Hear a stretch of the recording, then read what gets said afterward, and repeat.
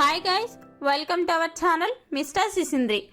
విష్ణుప్రియపై నీచమైన కమెంట్లు చేసి సోషల్ మీడియాలో బండబూతులు తిట్టించుకుంటుంది సోనియా. విష్ణుప్రియ తనని తాను సరిగ్గా డిఫెండ్ చేసుకోలేకపోయినప్పటికీ ఇప్పుడు అదే ఆమెకి ప్లస్ అయ్యింది. మరి వీకెండ్లో నాగార్జునకి సోనియా వాగిన వాగుడు సమ్మగా అనిపించిందో ఏమో కానీ జనం మాత్రం ఓ రేంజ్లో రియాక్ట్ అవుతున్నారు.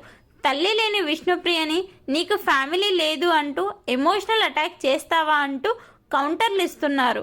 అడల్ట్ అనేది నాలో లేదు, నీ బుర్రలో ఉంది. పచ్చ కామెర్ల వాళ్ళకి లోకమంతా పచ్చగానే కనిపిస్తుంది అని విష్ణుప్రియ అన్నప్పుడు సోనియా మరింత దిగజారుడు వ్యాఖ్యలు చేసింది. బట్టలు సరిగ్గా వేసుకోకుండా హౌస్లో ఉన్న మగాళ్లను రెచ్చగొడుతుంది. వాళ్ళు అన్కంఫర్టబుల్గా ఫీల్ అయినా కూడా వెళ్ళి వాళ్ళ పక్కనే కూర్చుంటుంది అని అర్థం వచ్చేలా దారుణంగా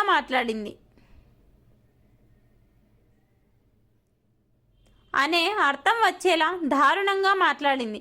అసలు ఏం జరిగిందో లైవ్ ఎపిసోడ్లో చూపించారు కానీ అది సోనియాకి మరింత నెగిటివ్ అవుతుందని లేపేశారు.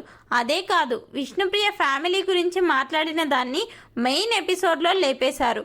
ఇంతకీ అక్కడ జరిగింది ఏంటంటే, విష్ణుప్రియ చీర కట్టుకుంటూ ఉంటే ఆదిత్యము పొరపాటున ఆ బెడ్రూమ్లోకి వెళ్లారు. విష్ణుప్రియ చీర కట్టుకుంటుందని చూసి వెంటనే అక్కడ నుంచి బయటికి వెళ్ళిపోయారు. అది గమనించిన విష్ణుప్రియ ఆదిత్య ఓం దగ్గరికి వెళ్ళి సారీ చెప్పింది. దీన్ని సోనియా నానా రచ్చ చేసి అందరికీ వెళ్ళి చెప్తుంది. నామినేషన్స్ తర్వాత కూడా అదే దిగజారుడు వ్యాఖ్యలు చేసింది సోనియా. నిఖిల్, అభయ్ దగ్గరికి వెళ్ళి విష్ణుప్రియ చీర మార్చుకుంటూ ఉంటే ఆదిత్య ఓం వెళ్ళి చూసి వణికిపోయాడంటూ ఈమె తడిచిన బట్టల్లో పైన ఉన్న టాప్ తీసేసి కేవలం టీషర్ట్తో ఎక్స్పోజింగ్ చేస్తూ ఈ విషయాన్ని వాళ్ళతో చెప్పింది.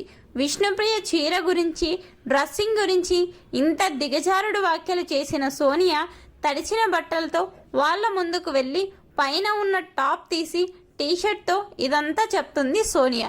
దీనిపై మీ అభిప్రాయాన్ని కామెంట్స్ రూపంలో తెలపండి. Please subscribe our channel mister సిసింద్రి.